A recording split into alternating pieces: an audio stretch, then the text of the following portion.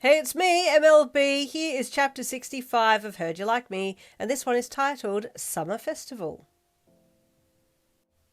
When you got back to the classroom, Mina looked up and you beamed at her, proud of yourself for getting rid of the makeup. What happened to you? Mina chuckled as you walked over to her desk. You're wet and... Wait, did you get the mascara off? I did, you said proudly. Be gone, black magic. Oh, but you looked so hot with it on. You know when those K-pop boy bands wear eyeliner? They look so androgynous and it's sexy as hell, she whined. You looked like that, but because you got that mask energy and you're tall and then you got that mascara on, you looked amazing, honestly, she said. Wow, he replied with surprise. I didn't know that I could somehow look more like a guy with makeup on. I'll think about that. You huffed, being amused and challenged in your thoughts and ideals all at the same time. Just then Aizawa walked in and you heard him sigh internally. Why do they have to do more festivals? We already have enough each year. He grumbled internally and your ears pricked up. Oh? You mused as you looked up in his direction and the rest of your classmates sauntered into the room. We have another festival coming up? You said out loud so that Mina could hear you.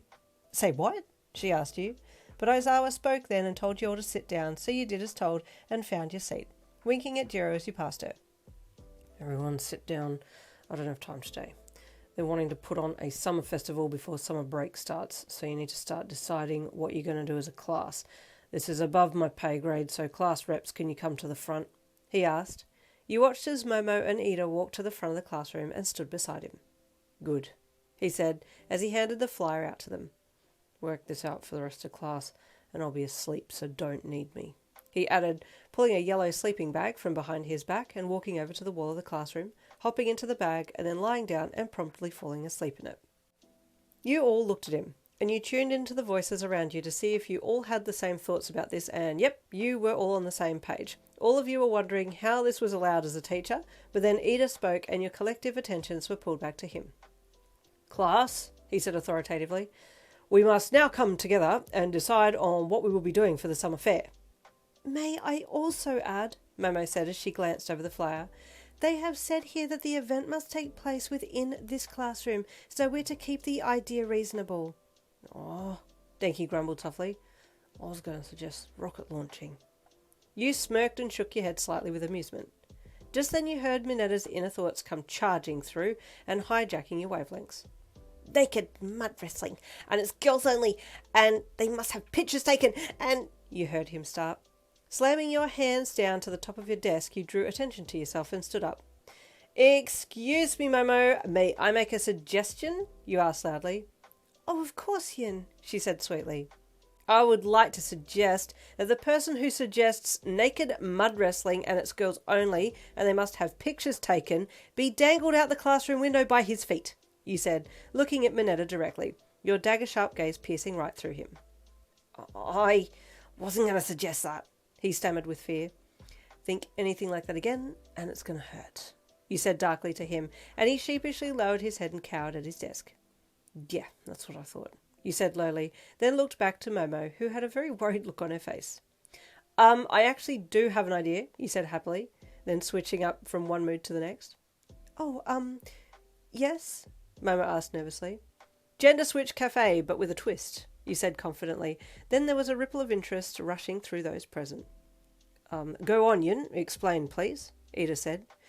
Okay, hear me out. Let me paint the picture here, you said as you stepped out from behind your desk and walked slowly down the aisle between the students' desks.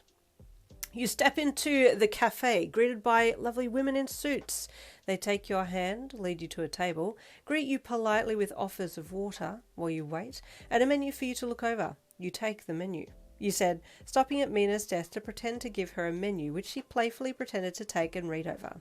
Then, while you're sitting there, the cutest boy in a maid dress comes out and brings you water. But then, you said, spinning around to face the class, suddenly, the food that you were looking at on the menu comes out to you without you even asking for it.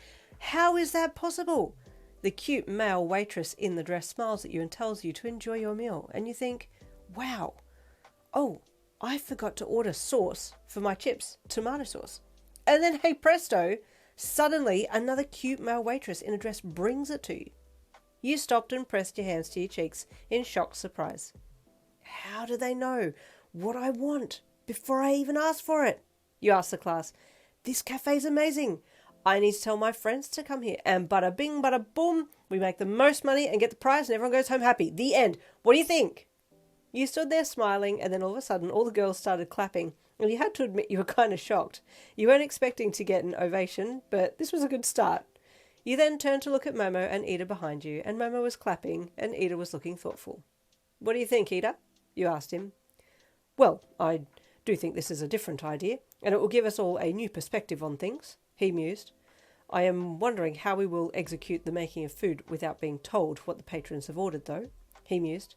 Ah, that's me, you said, pointing to yourself. You know, omni-audient, I can hear all inner thoughts. I've been working on my quirk and would like to work on depth perception and accurately pinpointing people's thoughts and differentiating between them when they're really close together, he said. This will be a good opportunity for me. Oh, that's marvellous, he said brightly. A very clever idea, Yin. You have my vote. And I can make all the costumes, Momo said. I'll apply for exemptions so that I can make them from my quirk.